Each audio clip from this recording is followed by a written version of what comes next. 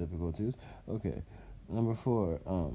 Are there any differences between your feelings and your parents towards your identity? Yes, no, or unsure? I am unsure. That's a good one. Okay. Do you feel as though diasporas or being diasporically conscious or not diasporically conscious affects many cultures, even if they have no longing to return to their homeland? I think so. Just the recognition that your life now is completely different from something it would have been if the sorry, what's the term again? Circumstances. Circumstance. The diasporic. If the diasporic circumstances did not happen the way they did. Like for all I know, I could be back in my native land right now, and In my quality Montserrat. of life may be totally different from what I have now. We'd be in the Caribbean. And Montserrat, he says. Best parents. Okay, so how do you feel about, or do you have any opinion about not all people of ethnic groups or the next generations not longing to return to their diasporic homeland? Do you think that's okay? Do you have any comment on that? For the most part, it's no opinion. I know cases from person to person differ, but I mean, as long as you identify strong with your culture and understand where you came from, I think the fact that you have new roots in a different location is just helping spread your culture even farther than it would have if you were in one homeland. Okay, that's good. Okay, do you believe in positives behind being conscious with your diaspora then? Absolutely. If you know where you come from, you have a strong grip with who you are, and if you know who you are, you can contribute to society, and you can spread your personal views, your insights, and just make the world a more diverse place. Okay, so that being the case, then, do you believe that we can connect to people through other people's diaspora with similar experiences? You know, that can bring people together through hidden connections that they were unaware that they could have ever had. Yeah, I think so because just the similarity of knowing that you're in a different place than your homeland, and you can relate with other people who have similar experiences, and you can relate to different cultures, even though your cultures may be totally different. You guys have the same circumstances placed upon you, so you can definitely relate to them. That's good. Okay, so number seven, do you have a strong sense of empathy, connections, and co-responsibility with co-ethnic members in other countries? Why or why not? No opinion. No opinion? Okay, No that's opinion good. on that. Do you believe in the possibility of a distinctive, creative, and enriching life in host countries with a tolerance for pluralism? Pluralism meaning, coexisting groups, principles, and sources of authority. Can you restate the question, please? Sorry. Do you believe in the possibility of a distinctive, creative, enriching life in one's host country with a tolerance for pluralism, meaning coexisting groups, principles, and sources of authority? I believe there is I believe it exists, but I feel like it wouldn't be as strong as in America, at least not yet. Because especially in third world countries, since life's a constant struggle, they often may alienate one group or another.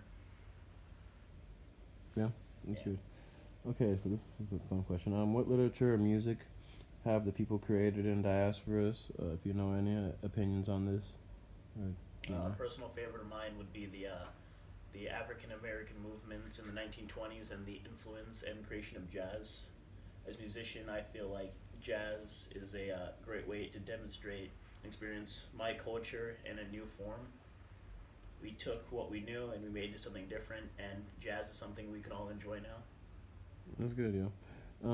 So do you participate in more American culture, or are you more engaged in your diaspora? I'd say I'm about evenly mixed. I appreciate my roots, but I also like to explore new cultures and appreciate what others can contribute to this world. That's good. Okay, so given your roots to Africa, do you believe that it is your homeland? Why or why not? That's a really interesting question because I was born and raised in America, and yes, I have family ties, but I feel like homeland is where you were brought up. So I feel like my homeland, personally, would be the U.S. But my ancestors, they definitely did come from a different place, and I acknowledge and accept that fact. And I think it is a part of what makes me, but it is something that's within me, but it's not 100% me. It's a piece of me, and not the entirety of me. That's good.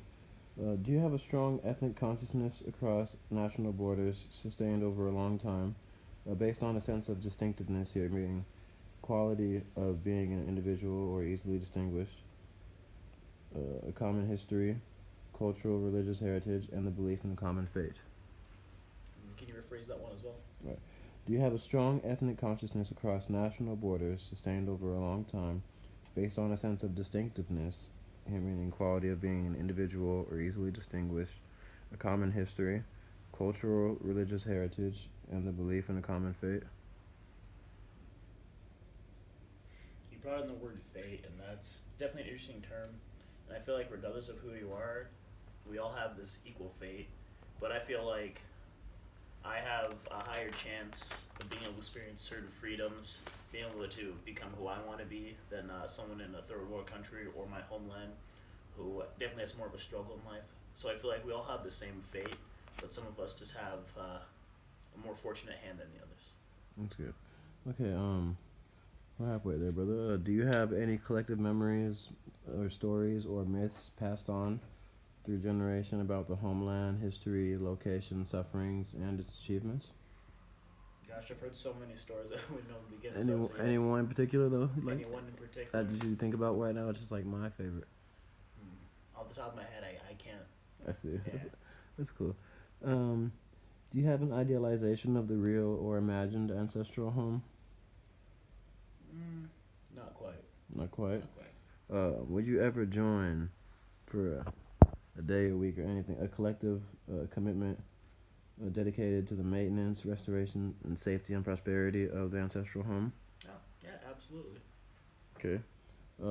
Would you be interested in the development of a return movement to the homeland that gains collective approbation, meaning approval or praise, even if many in the group are satisfied with only a symbolic relationship or intermittent visits to the homeland?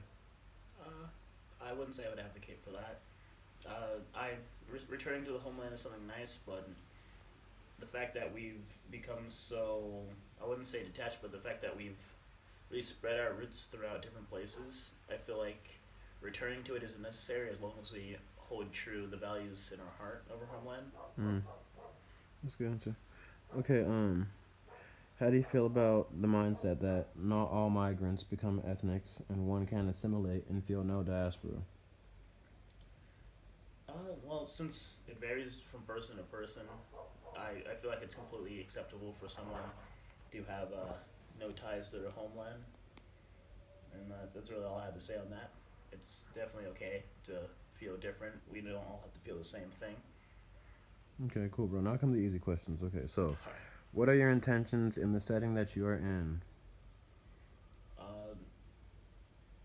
Currently, I want to further my education and get a degree in computer science. That way I can add diversity to the workplace and design apps, programs for the general public.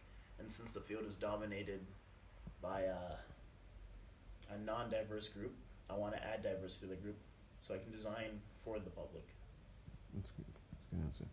Okay, so do you believe that it is easier to exist if you assimilate? Yeah, definitely. It's easier to fit in with the crowd than being diverse. But if we lose that diversity, we become no different than each other. And if we're no different than each other, then we can't progress as society. Okay, good. Do you have or have you ever had a troubled history with your host land due to feeling a lack of acceptance and or the possibility that another calamity might befall the group, the Diaspora group? Yeah, I can say I have. Okay.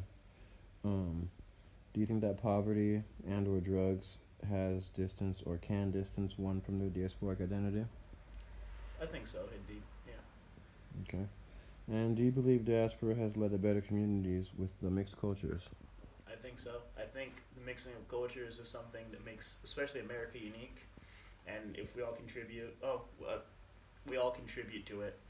So this contribution to America, it makes America definitely stand out. Nowhere else can you get such a diverse mix of people and experience as many cultures as you can here. That's good. Okay, and that's a good way to end it. Okay, live from the couch, volume 2. 2 interviews down, a few more to go.